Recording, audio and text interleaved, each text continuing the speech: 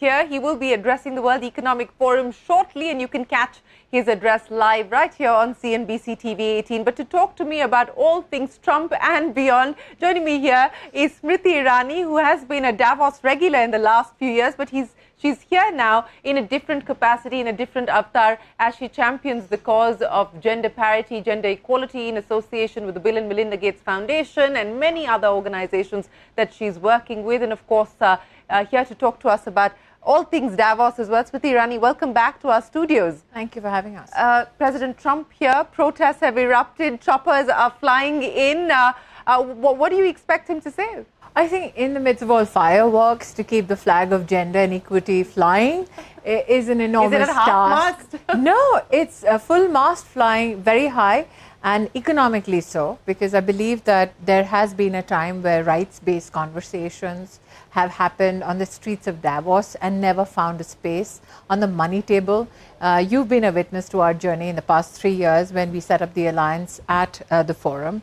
My basic intent was to find money for women who want to do business and who are seriously and fiscally inclined to show a certain amount of discipline towards creating that ecosystem that businesses need when they want to saunter from ecosystems which are micro enterprises to mid-sized companies or fairly robust enough companies. And in that journey, in that capacity, I come back here to try and raise $100 million for 100,000 women-owned businesses back home in India across 300 cities. And how's that conversation going? I have raised the first 2 million. You raised the first 2 million? In the past 48 hours. Okay. Which means that I still have a few months to go where I raise the whole 100. I am of the opinion that philanthropy can only go so far. It's commercial capital that is much needed, though it may be sequenced. It has to be contextualized from the perspective of women-owned businesses. We understand that most businesses that are led by women, and especially the smaller units, are challenged with issues of compliance. Many people view it from a perspective of only regulation, but there are compliance mechanisms which they have to respond to with regards to financial institutions. There are compliance regimes that they need to respond to if they want to be a part of a larger procurement or supply chain initiative. And we are trying to find experts here who do take out a little bit of their exhaustive corporate time to pro bono help out such women. So we are trying to build those networks. We've done so, I'm being immodest, but we've done so well enough back home in India, where we've had a lot of regulatory support from institutions such as the ICAI, ICSI, the stock exchange. But now we are hoping to find international partners who can take women in India to global supply chains. You know, you had a whole host of companies who came on board when you announced the Alliance for Good right here in Davos. What was it, 2 years ago? And you know, what has that experience been? What is the private sector saying at this point in time? What is the ask that they have? Are they apprehensive about parting with capital, given the fact that this seems to have moved off the radar, at least as far as the large American companies perhaps are concerned? I think given that the ecosystem of philanthropy is fractured due to geopolitical realities, there have been corporates who shy away from rights-based conversation or those enterprises that are so embedded in societal needs that they don't see commercial value in it. They in fact see geopolitical constraints if they align themselves to such ventures. What we are hoping to do through the alliance, and what we have established in fact and evidenced for international corporations, are things which are particularly helpful on issues of women's health, but also are market compliant. As many at the forum say, they are market-ridden and mission-driven companies. One such example is Mr. Gates telling me just about a year ago that maternal mortality numbers globally are astounding. 700,000 women die every year because they lack basic medical facilities. In fact, doctors and frontline workers lack a PPH strip, which you actually put under a mother who's about to give birth. The blood loss doesn't get computed in time, and that's where it results in the mother's death. And Mr. Gates was of the opinion, can India find one manufacturer that can make the PPH drape as per WHO standards at $1, given the need in the African market for such a device? And lo and behold, we did find that one vendor who ended up making that $1 pph drape at standards that surpass the WHO standards. And ICMR has been more than kind to help set protocols so that it can be replicated for a global supply chain ecosystem.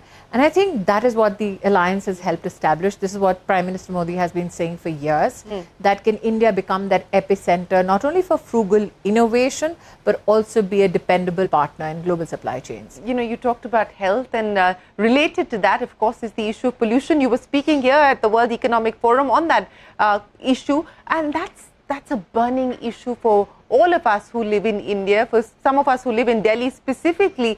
There almost seems to be a sort of, I would say, an apathy, a malignant or a benign negligence almost on the issue. How do you respond to that? I think that if there is an understanding of systems across the world which have faced this challenge, one needs to recognize, let's say China, they recognize that 0.164 percentage going up on the air index was costing them 11 million tourists annually. We've seen that these numbers give enough impetus to industry to respond. We've seen that urban design today has to respond to these realities environmentally, but it has to be a comprehensive effort. It cannot only be an administrative effort. And the reason why I was a part of this conversation here at the forum was to understand those realities or those desires that the system needs for a comprehensive and a cohesive convergence of efforts. One recognizes that there is a productivity loss issue which comes with it. Many people misconstrue it as only a challenge with regards to breathing, but Lancet has seen 84 related reports from around the world which talks about its impact on neurodegenerative capacities, cognitive decline. Those are the conversations that need to be mainstreamed. But again, like I said, every country that has responded to that challenge, it is not governments alone that have responded, it is society at large, industry, and those who actually help out in urban design. Surely the government that come has to together. take the first move. The government Absolutely, has to... and I think the government in the state and the city, especially where you and I both live in, has tried to do its best. But like I said, the impact of those efforts cannot be early staged. It takes a long gestation period for the impact to be seen overall, and we have to keep a cohesive collaboration. Great to be back in beautiful. Talking about cohesive collaboration, what we are seeing in the world at this point in time is nothing but fragmentation. Yes, exactly. So in that era of geo-economic and geopolitical fragmentation, you know, what do you believe India's position ought to be as we navigate this storm? I think that the stoicism with which India has responded has to be appreciated. We have to, and this is the very studio where you and I discussed what the Trump era will look like and how his position as president will possibly reflect on not only our economic realities, but also a relationship which is very old. Has it surprised you? No, I believe that my response then, and if somebody goes over that interview again, is that we should not presume that geopolitical relationships today will respond to a duality. Most countries are responding to their citizens first. Most countries are responding to their economic needs first. Most countries are responding to their own ambitions first. We in India have always lived with the ethos of Vasudhaiva Kutumbakam, so we don't think of ourselves as one unit. We have a global perspective. The fact and the reality that we are dealing with today is that not many encompass the largest that we have encompassed as a society and as a country.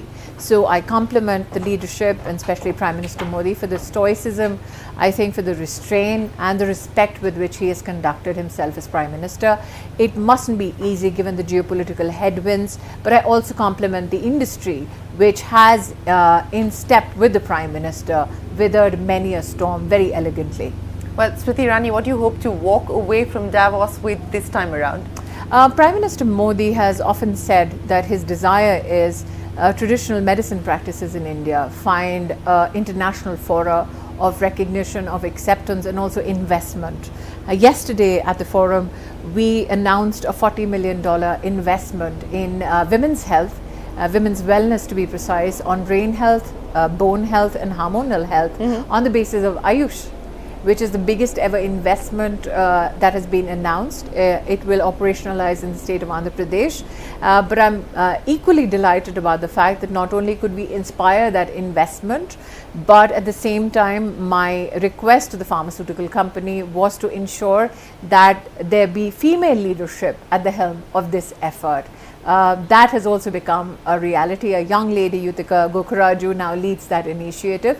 So my belief, which I started this alliance with, was that let it not only be about equity, let's bring economics to the table. So the alliance now, I think, purely defines equity economics at Davos. Well, the convergence of equity and economics. Smriti Irani, if I could give you a Nobel Prize, which I can't, but if I could give you a prize for walking around in a sari in the snow in Davos, I would give you one. But I don't think everyday hardships of Indian women, especially attired in a sari, have any prize. The sari is a prize unto itself. It is most certainly a prize unto itself. And let me compliment the Kashmiri Karigari that you don't. Thank you very, very much. Appreciate your time here in Davos as always, and we wish you the very best of luck on this economics and equity convergence path that you have chosen to take. We are going to take a break here, but the conversations will continue. We are coming to you live from Davos 2026. That was Smriti Irani. We're back in a moment with the CEO of Moderna, Stephen Bansal, right after this.